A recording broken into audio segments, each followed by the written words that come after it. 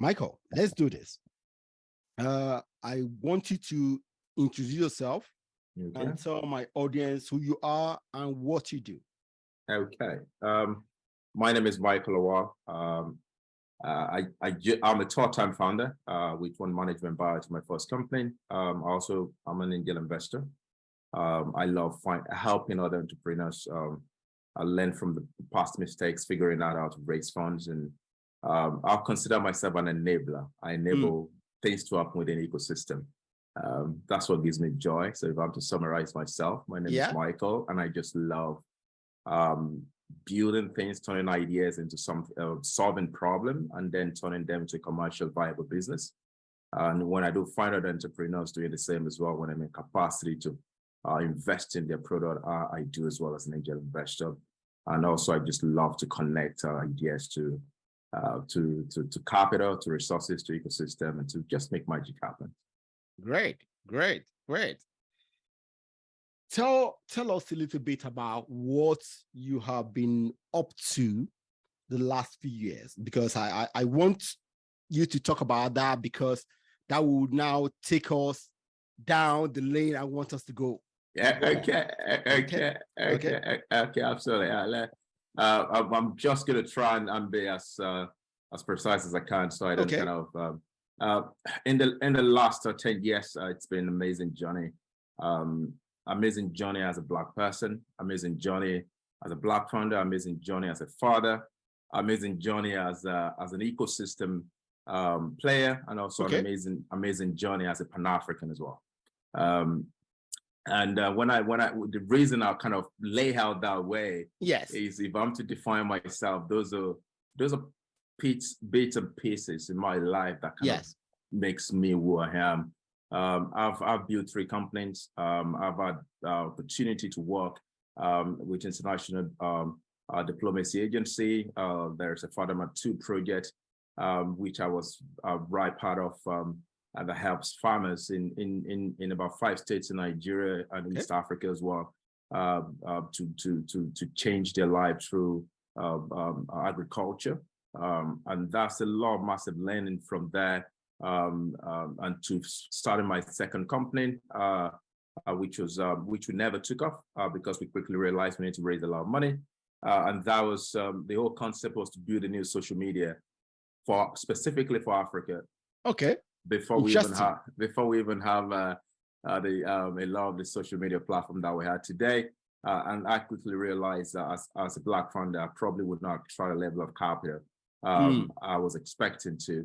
An amazing gentleman that we walked that journey together was a gentleman called Banye, and we launched what we call AfriFund, and the whole idea was to, and it's still the website is still live today, interestingly, and the whole concept there is I've witnessed during my time with IMF for the Fatherhood 2 program, a lot of millions of dollars being wasted by a lot of these so-called donor agencies trying to solve a problem they're not emotionally mentally connected to, and also oftentimes a lot of government parastatals in Africa who oftentimes misadvise these donor agencies on what the real problem of humans are. And that's what led to building my second company in terms of how can we connect these donor agencies directly to local problems.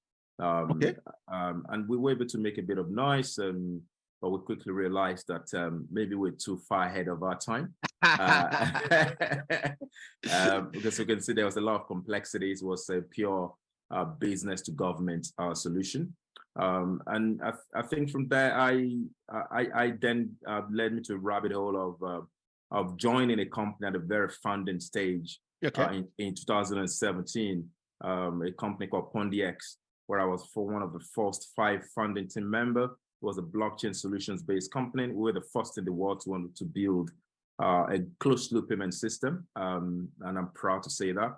And we managed to raise $32 million in 2017, and I helped them. That's good. Absolutely. And I helped them in terms of their business expansion in Europe, Middle East, and Africa. And one of the biggest achievements from that startup for me was facilitating partnership with one of the Dubai government agencies, and that's around $5 million worth of deal before I left that particular company for a reason that I probably will not disclose on this podcast. See, business, very different things happen in business. Yeah, absolutely. Yeah.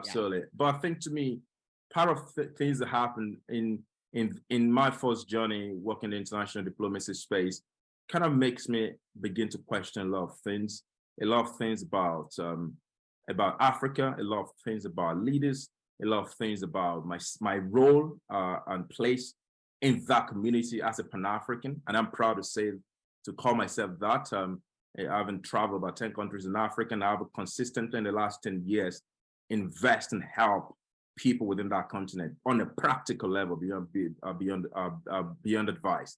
Okay. And so it makes me question a lot of things. And in 2018, I was just traveling various places. I was in Nigeria, I was in Ghana, I was in Kenya, just engaging. And I remember spending time in Nigeria, going to meet Oni of Ife in Ile-Ife. And I remember sitting down and he was like, "What do you want?" I said, "I don't need anything. I'm just here to talk." And that must have been refreshing to Oni of Ife. It was like, okay, one who doesn't want anything. Absolutely. And I think to me, being exposed earlier on in 2007, from 2015 and then 2017, joining Heli projects in the blockchain space, I saw a very golden opportunity for Africa to build what I called its own wealth. And I think that, when you have this knowledge, you then go crazy when everyone hear about it. And I begin to engage leaders to the level of Afreximbank, to people that will not mention their name on this call, very high-level institution to the level of Central Bank in Nigeria. I was just that ecosystem player, just on the ground, just floating around, just having this Pan-African conversation was so burning in my heart. And I get very frustrated because I realized that our leaders are programmed to create pipelines rather than create systems that then sustain pipelines.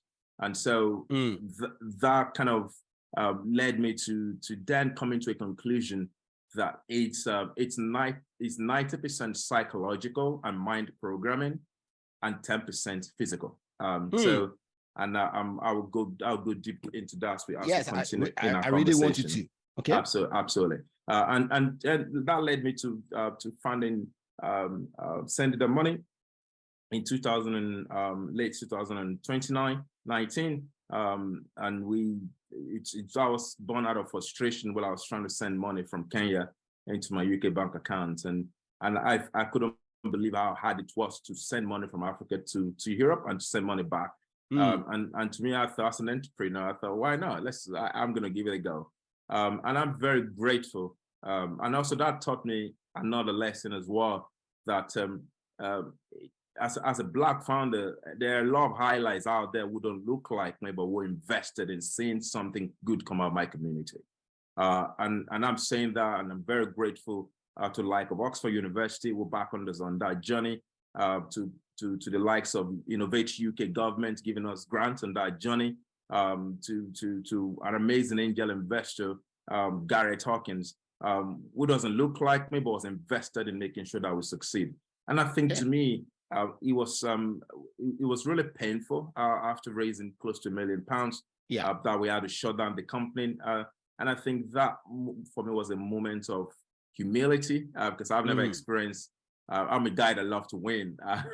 So to then be faced with a very big failure, whichever way you want to call it, some people have said it's not failure, it's failing forward. But to me, the fact that we couldn't scale the company to become $1 billion company, that to me was a disappointment. That was a disappointment in terms of disappointing investors who believe in me as Michael. But then beyond that, there is a lot of lessons learned along that way. And I've been very grateful to at least I've mentored the 10 founders who are still walking this journey in terms of helping to make sure they don't make the same mistakes or learn from potential pitfalls that I encountered during sending the money. So that's what I've been doing in the last years till this very moment. I'm talking to you, Ekene. I hope the listeners can pick one or two lessons from there as well. Good.